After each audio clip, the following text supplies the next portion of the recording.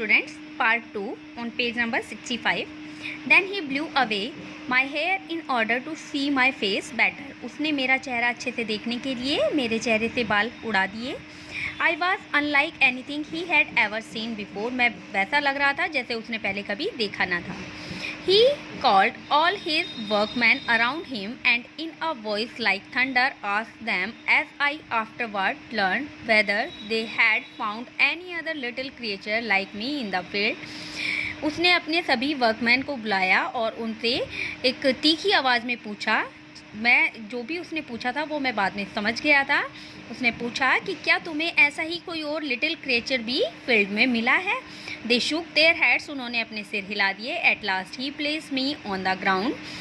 उसके बाद उसने मुझे धरती पर छोड़ दिया. Carefully putting me on my hands and knees like an animal.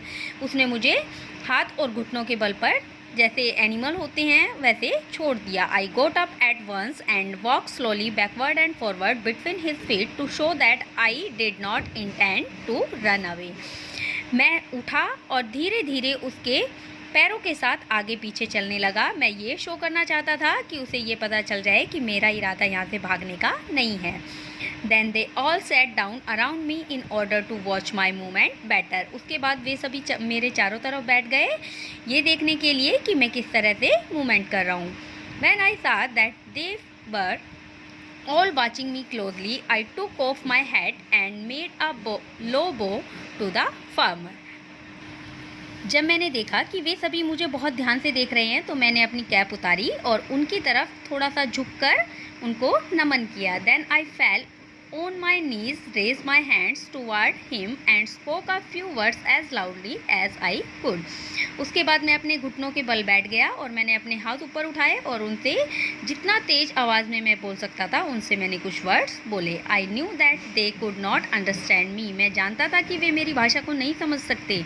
But I hope that my manner would show that I was asking them not to harm me. लेकिन मैं उम्मीद कर रहा था कि मेरे मैनर से, मेरे तरीके से वो ये समझ जाएं कि मैं उन्हें ये कहना चाह रहा हूँ कि वो मुझे चोट ना पहुँचाएं. Then I took a bag filled with gold coins out of my pocket and humbly gave it to the farmer. उसके बाद मैंने अपनी जेब से एक गोल्ड कॉइन से भरा हुआ बैग निकाला और वो मैंने फार्मर को दिया. He took it in his hand and held it close to his eye to see what it was. उसने वह अपने हाथ में लिया और अपनी आंखों के पास लेके आया और देखने लगा कि आखिर ये क्या है. Then he took a pin which was the size of a stick and turned the bag over in his hand. उसके बाद उसने एक पिन ली जो कि स्टिक के साइज़ की थी. उसके बाद उसने बैग को टर्न किया अपने हाथ के अंदर, यानी कि बैग को पलट लिया. Then he still could not understand what the bag was.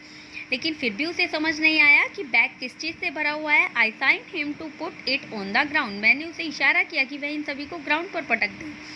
Then I opened it and poured all the gold coins into his hand. उसके बाद मैंने जो बैग था उसको खोला और जितने भी गोल्ड कॉइन्स थे वो उसके हाथ पर रख दिए. Although he looked at these with interest. वह उन्हें बिल्कुल इंटरेस्ट के साथ देख रहा था. He had no idea what they were for. लेकिन उसे ये आइडिया नहीं था कि वो आखिर किस लिए दिए गए हैं. At last he signaled to me to put them back in the bag and to put the bag in my pocket. उसके बाद उसने मुझे लास्ट में इशारा किया कि वह सभी वापस रख ले बैग के अंदर उन सभी गोल्ड कॉइन्स को और जो बैग है उसको पॉकेट में रख ले. By now the farmer was sure that I was a human animal. इसके बाद फार्मर को यकीन हो गया था, किसान को यकीन हो गया था कि मैं एक मानव प्राणी हूँ. He spoke to me several times. उसने मुझसे कई बार बातें भी की थी. Although I could hear the words, they sounded like a great wind high over my head.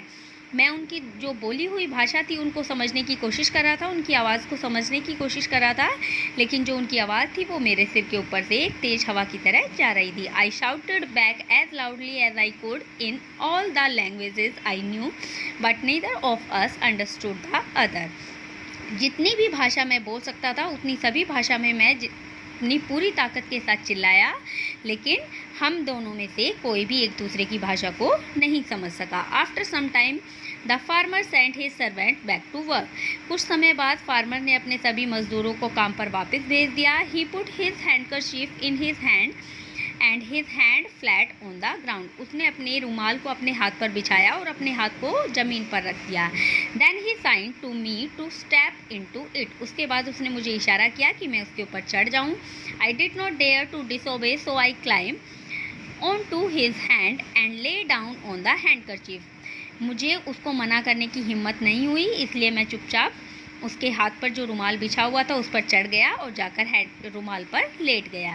Then he wrapped me up except for my head and carried me back to his home, उसके बाद उसने मेरे sir को छोड़कर बाकी शरीर को लपेट लिया और मुझे अपने घर ले आया। The farmer's wife when she first सा मी was as frightened as my own wife would be of a mouse, जब फार्मर की पत्नी ने मुझे पहली बार देखा तो वो बिल्कुल ऐसे डर गई थी जैसे मेरी पत्नी ने पहली बार चूहे को देखा था तब वह डरी थी। शी स्क्रीम, वह चिल्लाई एंड रैन अवे, और दौड़ गई। And for a long time would not come near me, और बहुत लंबे टाइम तक वो मेरे पास नहीं आई।